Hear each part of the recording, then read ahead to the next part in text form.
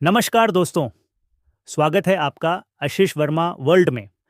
आज हम बात करेंगे उस महान नेता की जिसने आदिवासी समाज की आवाज़ को संसद तक पहुंचाया। वो शख्सियत जिन्हें लोग डिशोम गुरु यानी धरती का गुरु कहते हैं। हम बात कर रहे हैं झारखंड आंदोलन के नायक, 3 बार झारखंड के मुख्यमंत्री और झारखंड मुक्ति मोर्चा के संस्थापक शिबू सोरेन की। तो आइए जानते हैं उनके संघर्षों और उपलब्धियों से भरी पूरी कहानी।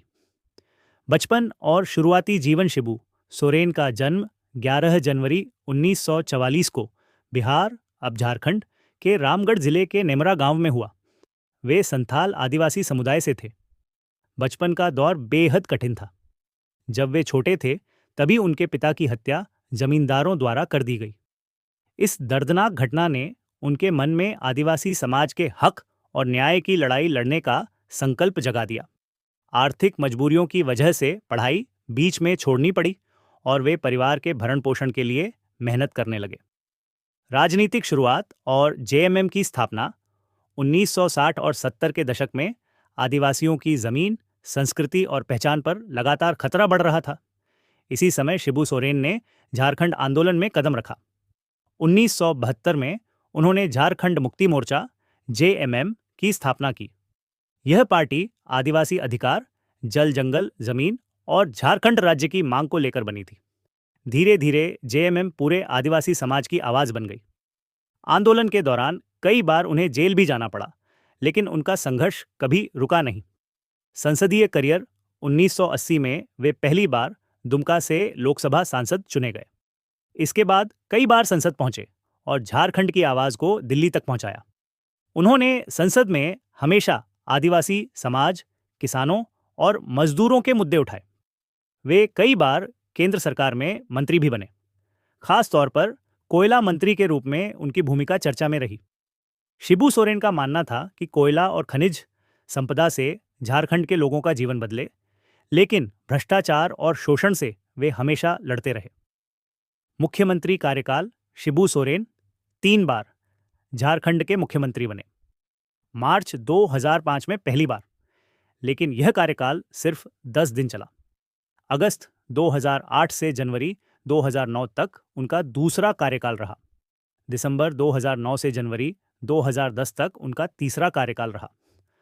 2009 से मई 2010 तक तीसरी बार मुख्यमंत्री बने। फिर भी उन्होंने आदिवासी और ग्रामीण विकास को प्राथमिकता दी। विवाद और कानूनी संघर्ष। शिबू सोरेन का जीवन विवादों से भी अछूता नहीं रहा। 1994 में अपने निजी सचिव शशिनाथ झा की हत्या के मामले में उन्हें दोषी ठहराया गया था। हालांकि बाद में दिल्ली उच्च न्यायालय ने उन्हें सबूतों की कमी के आधार पर बरी कर दिया। भ्रष्टाचार और घोटालों के आरोप भी लगे, लेकिन इसके बावजूद वे जनता के बीच लोकप्रिय बने रहे। डिशोम गुरु की पहचान और योगदान। शिबू सोरेन को आदिवासी समाज में डिशोम गुरु यानी धरती का गुरु कहा जाता था। वे झारखंड के निर्माण के सबसे बड़े नायकों में गिने जाते हैं। उनके प्रयासों से 2000 में बिहार से अलग होकर झारखंड राज्य का गठन हुआ। निधन और श्रद्धांजलि। 4 अगस्त 2025 को लंबी बीमारी के बाद शिबू सोरेन का दिल्ली में निधन हो गया। उनके निधन पर पूरा झारखंड ही नहीं बल्कि देश भर में शोक की लहर दौड़ गई। प्रधानमंत्री से लेकर विपक्षी नेताओं तक सभी ने उन्हें श्रद्धांजलि दी। झारखंड विधानसभा ने उनके योगदान को देखते हुए भारत रत्न देने की सिफारिश भी की है। दोस्तों, शिबू सोरेन सिर्फ एक नेता नहीं थे, बल्कि आदिवासी संघर्ष और उम्मीद के प्रतीक थे। उन्होंने हमें सिखाया कि कठिन से कठिन हालात में भी अगर संकल्प मजबूत हो तो इतिहास बदला जा सकता है।